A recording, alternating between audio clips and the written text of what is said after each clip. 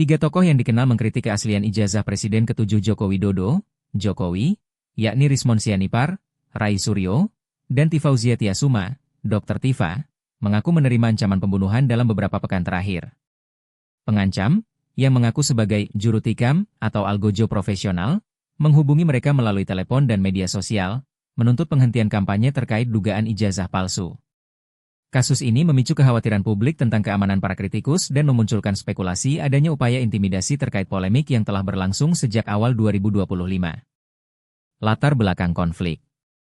Kontroversi mengenai ijazah Jokowi dari Universitas Gadjah Mada, UGM, mulai mencuat pada Maret 2025 ketika Rismon Sianipar, ahli forensik digital, menganalisis dokumen tersebut dan mengklaim adanya inkonsistensi, seperti penggunaan font Times New Roman yang dianggap tidak sesuai dengan era 1980-an.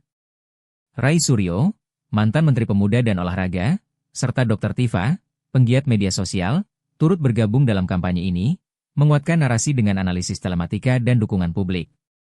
Ketiganya, bersama tokoh lain seperti Rizal Fadilah, dilaporkan Jokowi ke Polda Metro Jaya pada 30 April 2025 atas dugaan pencemaran nama baik dan pelanggaran UU ITE. UGM telah membantah tuduhan tersebut pada 21 Maret 2025, menyatakan ijazah Jokowi asli berdasarkan catatan akademik dan kesaksian teman seangkatannya.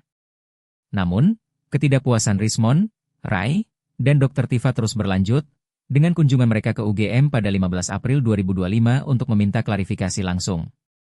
Ketegangan meningkat ketika laporan polisi ditindaklanjuti dengan pemeriksaan, termasuk sesi 8 jam terhadap Rismon pada 26 Mei 2025, namun tidak ada tersangka yang ditetapkan hingga kini. Detail ancaman. Rismon Sianipar pertama kali melaporkan ancaman pada 15 Juni 2025 melalui akun X-nya, menyatakan mobilnya dirusak berkali-kali dan menerima panggilan telepon dari seseorang yang mengaku juru tikam profesional. Pengancam menuntutnya menghentikan tuduhan ijazah palsu, dengan ancaman pembunuhan jika ia terus melanjutkan. Rai Suryo mengaku menerima pesan serupa pada 20 Juni 2025, termasuk dugaan pengiriman makhluk astral sebagai bentuk teror psikologis. Sementara Dr. Tifa melaporkan panggilan anonim pada 25 Juni 2025 dengan peringatan serupa. Rismon mengungkapkan bahwa pengancam menyebut dirinya bagian dari tim khusus yang dilatih untuk menjalankan tugas sensitif, dengan nada yang menunjukkan keakraban dengan operasi intelijen. Ini bukan ancaman biasa, ada pola terorganisasi, ujar Rismon dalam wawancara dengan media independen pada 28 Juni 2025. Ketiganya telah melaporkan insiden ini ke polisi, namun hingga 1 Juli 2025, belum ada tindakan nyata dari pihak berwenang. Reaksi publik dan media sosial. Ancaman ini memicu reaksi besar di kalangan publik.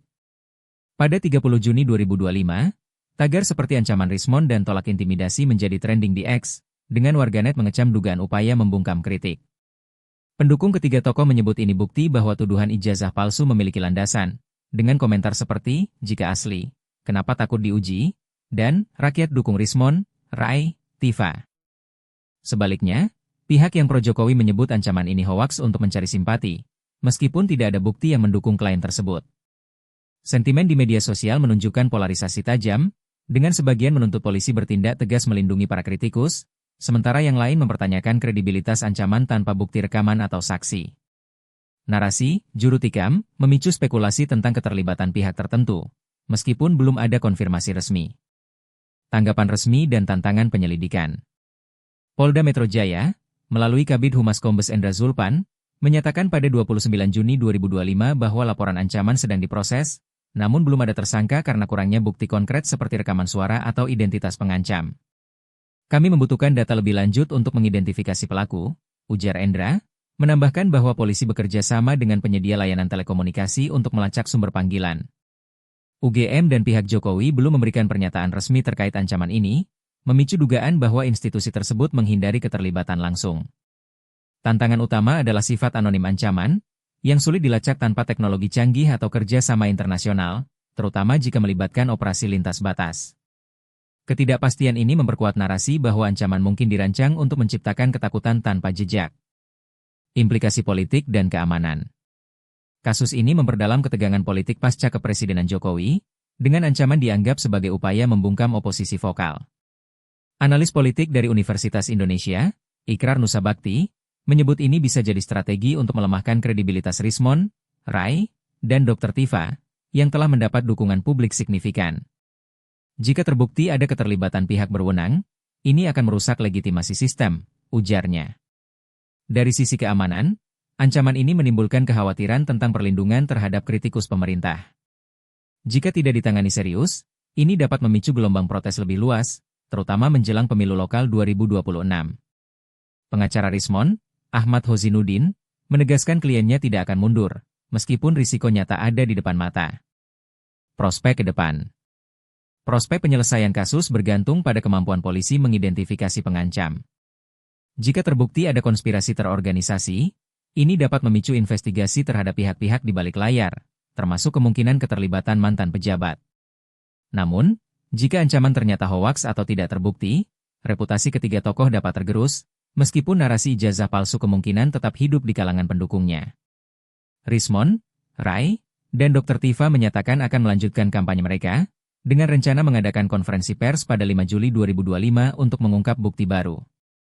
Publik menantikan respons pemerintah, yang hingga kini tampak pasif, memunculkan pertanyaan tentang komitmen terhadap kebebasan berpendapat.